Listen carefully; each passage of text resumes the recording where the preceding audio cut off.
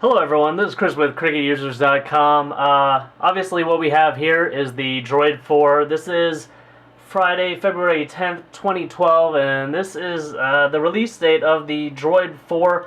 I was kind of excited about this device. I know they had pushed it back a couple times, and the internals of this device are very similar to the Droid Razr. We'll have a write-up about this on our forum, so you can actually compare it there. I won't bore you with just pure stats.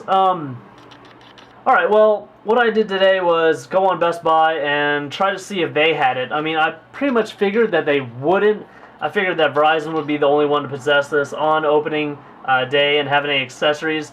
But their mobile location, which really is kind of handled by a third-party company from what I was told, it said they had it in stock. So I went ahead and visited their store. When I asked them, they actually didn't know that they had any. I told them that it was coming up online that they did. So they went in the back, and I found out that they actually had two of these devices. So pretty much, open the box, boom, there's your phone. I'm pretty sure they had to give this. I didn't see if it was actually in there. Anyways, that would be the SIM card. They went ahead and fried my old SIM card, so that won't be of any use. I had the Droid Razr prior to this, and here is the phone. Alright, I'm going to give a little walk around via pictures here. Smudged up the screen and confirmed that there was dust underneath it already. We had only had this phone for a few hours.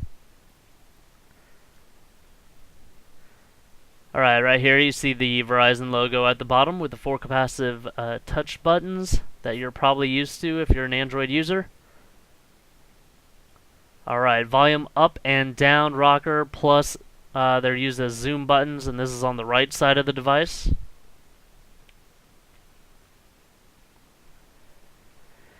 At the very top we have the front-facing camera, probably a proximity sensor / light sensor, notification LED, and speaker. On the left side, we have the micro USB port and the HDMI port. On the bottom, we have a mic hole and the speakerphone port on the back of the device. You can see the 4G LTE logo there, along with the Verizon and Motorola logos. Take the back cover off, and here you see the disclaimer about the non-removable battery. Oh, so tempting to fiddle around with that, and I'm sure someone will. If you look on the right side of this picture, you can see the prongs. Maybe they'll make a aftermarket cover or a factory cover that allows you to charge it on a charging mat. Here's the top again, the power / lock button, microphone or headphone jack, 1080 capable camera, LED, and looks like another mic hole. Alright, the top from another angle, you'll see the micro SD card slot. Didn't come with a micro SD, as far as we know. And then the micro SIM slot is right across from it. You just remove that cover, and it's in there.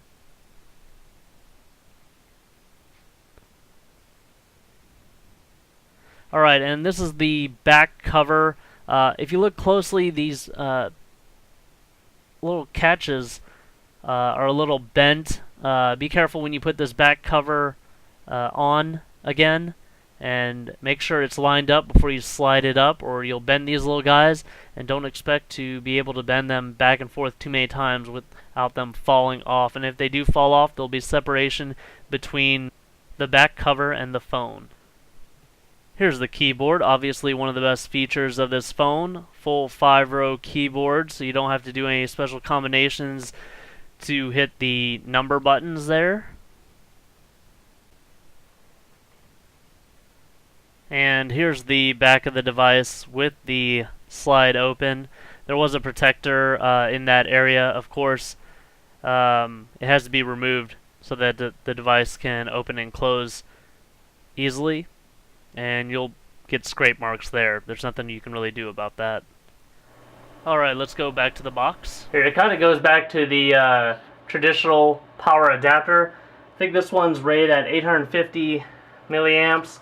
This is the one that came with the Droid Razr. It's kind of cool. It had two USB ports, but it was rated at 750 milliamp hours, both rated at 5.1 volts.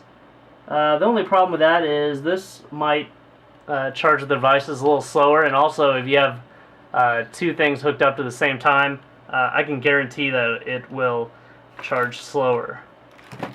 And then just a standard micro USB cable, the user manual, master your device, important consumer information about frequency emission and responsible driving, and product safety and warning information, and that's it. Alright, then it comes with this little tool here. Not sure what that is. It might be to remove the micro SIM. Alright, let's get into the device. Pretty much the same thing you would find on the Droid Razr. I haven't installed any apps, but I have synchronized it with my Gmail, and it's pulled up my favorite contacts, sync the other contacts, but I haven't installed anything. So what you see right here is what comes on the device from the factory. I'm going to go ahead and take off the front screen protector. All three of these devices have Zag invisible shields on them, so you can keep that in mind as we compare them. Let's go ahead and go into the display, because I've done this with every other device. Alright, the brightness is up and the timeout is set. Let's get into our other devices. From the left, Huawei Mercury on Cricket Wireless, Verizon Wireless Galaxy Nexus by Samsung, of course our Motorola Droid 4 on Verizon, and our Droid Razr. Alright, so first I'm going to get them on screens that have a lot of black on them. Let's go into the app drawer. Now these two should be similar in color. You can see the AMOLED display of the Droid Razr gives you a real deep dark colors, because right here the black isn't being lit, whereas the LCD of the Droid 4 just kind of washes out everything. Really, if I sound disappointed, this is the main factor causing my disappointment. It's the screen. I was trying to justify it. I was like, well, who's going to use this device? Maybe this will be good for doing emails, texting, and all that, surfing around, and I don't need anything for eye candy or entertainment. But I've been so blessed to have these other devices here with better screens that it's just ruined the experience for me, to be honest. We'll go into the app drawer here. Of course, this is on Ice Cream Sandwich, and the app drawer on the Mercury, which I don't think actually has a lot of black. Actually, okay, yeah, it does. So hopefully you can see this. I mean, to me it looks pretty visible that these two devices kind of have the same quality of screens. I think the colors are a little bit more true on the Verizon Galaxy Nexus by Samsung. Even the LCD of the Huawei Mercury seems to be better here. Alright, let's compare them just size-wise. Let's take this off. The Incipio cover.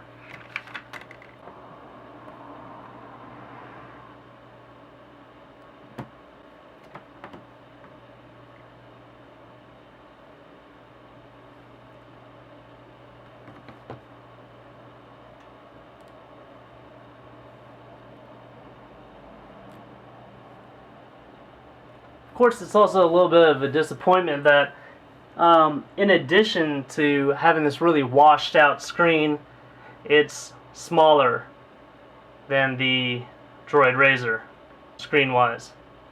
So this is not just a Droid Razr with a keyboard. These have the full body invisible shields. This does not. There's the back side of the device.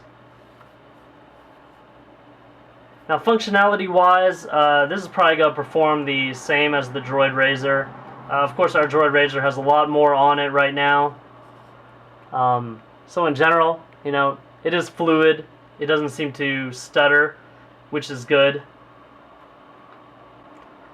I guess the battery life is probably better than the Droid Razr. Of course, the screen is smaller. Now, if you can get over the screen, this could be possibly a really good device. The keyboard does have good feedback. I have drill this weekend, so I'm also kind of not excited about that. Going to be out in the field. I'll probably start back up Monday and start getting into diagnostic mode and seeing if this thing can be flashed to Cricket Wireless. So for more information on this device and more, please visit www.cricketusers.com, like our Facebook page at facebook.com/cricketusers, and subscribe to our YouTube channel. We also have a new free updated app in the Android market, so you can view our forum through that. Just search for Cricket Users Forum. And we've also optimized our website for mobile devices. So if you have your user agent set for a mobile device, just visit our website.